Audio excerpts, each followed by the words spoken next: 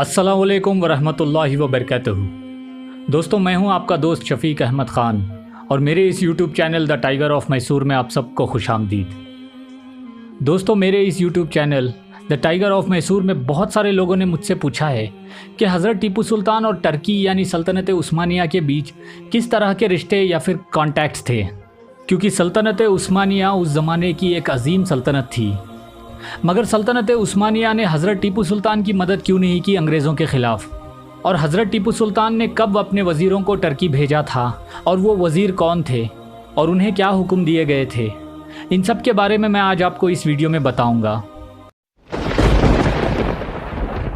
ए राहे हक के शहीदों, बारियाबी जो तुम्हारी हो हुजूर मालिक, कहना साथी मेरे कुछ सोखता जा, अपने रिश्ते हुए जख्मों को दिखाकर कहना है, ऐसे तमगों के तलबगार वहाँ और भी हैं।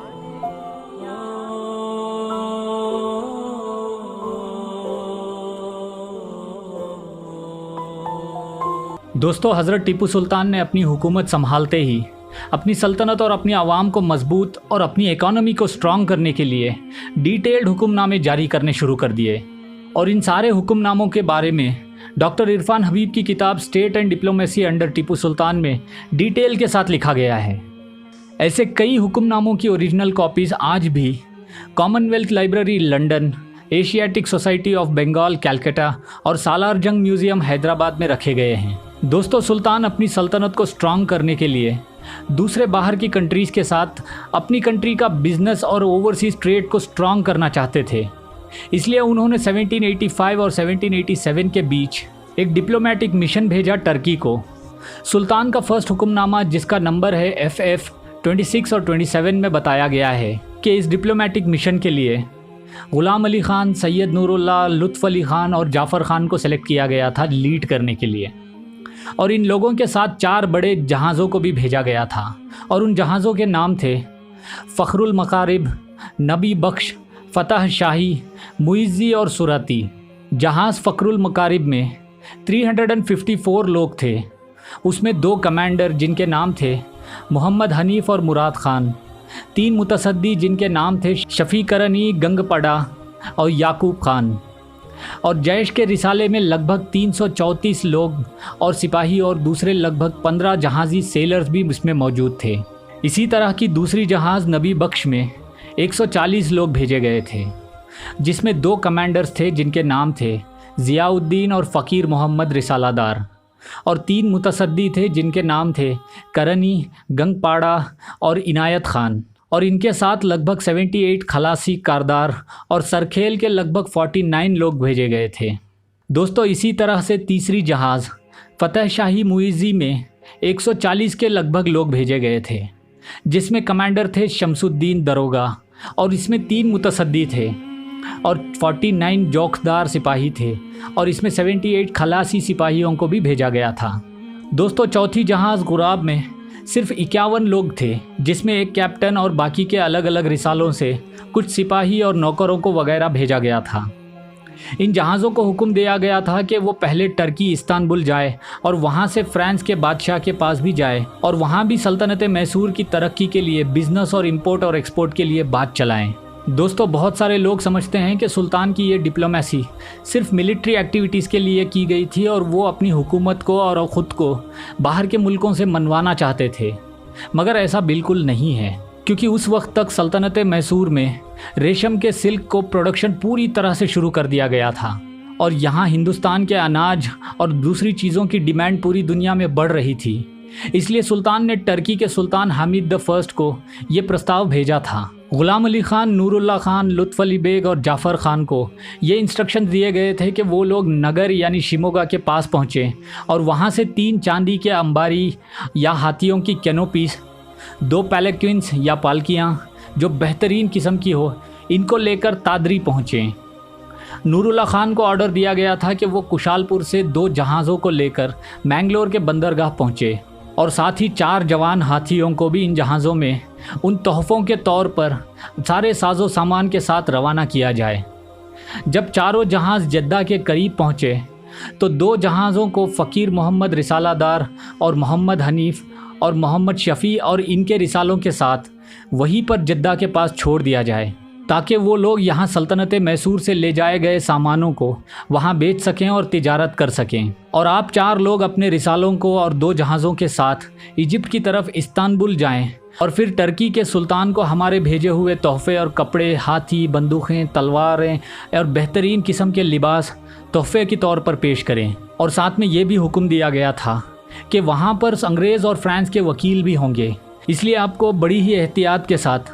टर्की के सुल्तान तक हमारी पेशकश को पहुँचाना है। दोस्तों, सुल्तान ने अपने हुक्मनामा को 14 मुहर्रम 1200 हिजरी में यानी 17 नवंबर 1785 को लिखे थे। ये फरमाते हैं कि टर्की के सुल्तान को सल्तनत मैसूर की तिजारत की जहाज़ों को बसरा के समंदर के तट पर एक पोस्ट बनाने की इजाज़त दी जाए, ताकि सल्तनत मैसूर के जहाज़ों को खड़ा करने का और रिपेयर करने का और तिजारती सामान को लाने और ले जाने में आसानी हो सके। इसके बदले टर्की के सुल्तान को भी सल्तनत मैसूर में किसी भी समंदरी इलाके पर अपना एक पोर्ट बनाने की इजाज़त दी जाएगी, ताकि वो लोग भी अपनी कंट्री के साजो सामान को यहाँ ले आ सकें, बेच सकें और तिजारत कर सकें। इस तरह से दोनों कंट्रीज़ में बिज़नेस का इंपोर्ट एक्सपोर्ट बढ़ेगा। और साथ ही टर्की के सुल्तान को ये भी रिक्वेस्ट किया गया था कि वो अपनी हुकूमत के कुछ बेहतरीन कारीगर जो बंदूक, घड़ी, ग्लास और बर्तन बनाने में माहिर हो, उनको सल्तनत मैसूर भेजें, जिसके बदले में यहाँ से भी कुछ बेहतरीन पत्थरों के कारीगरों को वहाँ भेजा जाएगा। और साथ ही वहाँ के साइंस के इल्म रखने वालों को, जैसे कि एस्ट्रोनॉमर्स, जियोमैंसर्स, फिजिशियंस और साथ ही कई एक्सपर्ट्स जो सल्फ़र, सिल्वर, गोल्ड और कोयला निकालने में माहिर हो, उनको भी सल्तनत मैसूर भेजा जाए, जिसके बदले में सल्तनत मैसूर टर्की की हुकूमत को पूरा मुआवजा देगी। दोस्तों, इन सारे हुक्मनामाओं में कहीं पे भी किसी तरह की जंग या मिलिट्री एलिजेंस या फिर किसी खिलाफत की बात नहीं की गई है। हज़रत टीपू सुल्तान ख़ुद को किसी से छोटा नहीं समझते थे। उनकी नज़र में सल्तनत खुदादाद एक स्ट्रॉन्ग और पावरफुल हुकूमत थी, और इसलिए वो बस बिज़नेस और ट्रेड रिलेशंस बढ़ाना चाहते थे टर्की और दीगर कंट्रीज़ के साथ। दोस्तों, यहाँ पर याद रखो कि ये 3rd एंग्लो मैसूर वॉर के पहले की बात है, और सुल्तान ने ग़ुलाम अली को ये भी हुक्म दिया था कि टर्की में पत्थर का कोयला बहुत ज़्यादा मात्रा में पाया जाता है, इसलिए आप लोग उस पत्थर के कोयले को वहाँ के सुल्तान से मांगें। अगर वो तोहफ़े की तरह पर दें तो ठीक है, वरना हमने तुम्हें नीलम के हीरे और बेहतरीन किस्म की रेत दी है, उनको देकर वो कोयला ख़रीद लो और वापस आते वक्त वो कोयला अपनी जहाज़ में भर के वापस ले आना। और साथ ही अगर वहाँ कोई हमारी फ़ौज में शामिल होना चाहे तो उसको 10 रुपये मुसादत, और अगर कोई ट्रेंड सरदार की तरह का सिपाही है तो उसको 50 रुपये तनख्वाह पर मोहम्मद हनीफ़ के साथ हमारे दरबार में फ़ौरन भेजा जाए। दोस्तों, इन सारे हुक्मनामाओं में एक हुक्मनामा है जो मुझे बहुत ज़्यादा अट्रैक्ट किया है। सुल्तान ने इन लोगों को हुक्म दिया था कि जब आप लोग अरब, ईरान और टर्की जाओ तो वहाँ पर ख़ास करके आप बड़े बड़े बुजुर्गान दीन और औलिया अल्लाहों के दरगाहों पर ज़रूर जाना और हमारी तरफ से गिलाफ़ चढ़ाना और मिठाई पर फातिहा पढ़कर वहीं पर बांट देना, और हमारी तरफ से वहाँ पर सदका और खैरात भी करना। और साथ ही शरीफ मक्का और टर्की के हुक्मरानों से ये पूछना क्या हम ऐसा कोई तोहफ़ा दे सकते हैं जो काफ़ी वक्त तक वहाँ पर रखा जाए। अगर वो मान लें तो हमारी तरफ से चांदी के दरवाज़े भेजे गए हैं, उन मुक़द्दस जगहों पे बाहर के गेट की तरफ इन दरवाज़ों को लगवा देना, और साथ ही इन मुक़द्दस जगहों पे सराय खाने भी बनाना जो पूरी तरह से सल्तनत खुदादाद के अंडर में बनाए जाएंगे। यह हुक्मनामा दोस्तों सुल्तान ने 14 मुहर्रम जुमेरात की रात को 17 नवंबर 1785 को भेजा था, और साथ ही हज़रत टीपू सुल्तान नजफ़ में इमाम अली रज़ी अल्लाह अन्हु के रोज़े तक नहर फ़ुरात की एक नहर को बनवाना चाहते थे। और ग़ुलाम अली ने इस बात की बात टर्की के एक वज़ीर से पूछी भी थी, मगर उस वज़ीर ने इस बात पर हंसकर इसको नकार दिया और कहा कि अगर हो सके तो हम खुद वो नहर बना लेंगे, हमें टीपू सुल्तान की कोई ज़रूरत नहीं। और ग़ुलाम अली बसरा के गवर्नर सुलेमान पाशा से हो चाहे तो बात कर ले। दोस्तों, सुल्तान का ये डिप्लोमेटिक मिशन लेटर स्टेजेस में फ़ेल हो गया था, क्योंकि सभी हाथी रास्ते में ही समंदर के ऊपर बीमार होकर मर गए थे, और एक जहाज़ फ़खरुल मकारिब मस्कट में रुका हुआ था, और बाकी के 3 जहाज़ जो बसरा गए थे उसमें से एक जहाज़ जल गया था और बाकी के 2 जहाज़ समुद्री तूफ़ान में डूब गए थे। सुल्तान को इसी दौरान एक अलग ही मिशन को फ्रांस भेजना पड़ा था। सुल्तान के इस मिशन के एम्बेसडर्स लगभग 4 साल के बाद 1790 में वापस लौट के श्रीरंगपट्टनम आए थे, और लगभग 900 लोगों में से जो इस मुहिम पे गए थे, बस कुछ मुट्ठी भर लोग ही वापस आ पाए थे। इस मिशन में सल्तनत मैसूर को जान माल का बहुत ज़्यादा नुकसान हुआ था और बदले में सिर्फ टर्की के सुल्तान का एक फरमान, 65 आधे क्वेरीज, जो बस कुछ जर्नल और बुक्स के साथ कुछ पेपर्स भी लाए गए थे। दोस्तों, इस मिशन के फेल होने की कई वजहें थी, मगर सबसे ख़ास वजह ये थी कि जो लोग रवाना किए गए थे वो लोग आपस में ही एक नहीं थे।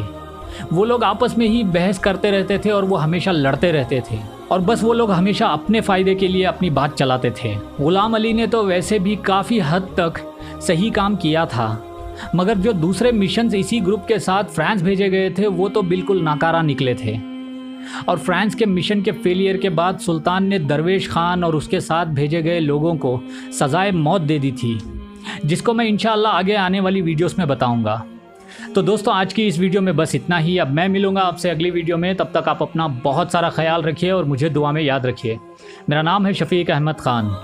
अल्लाह हाफिज़।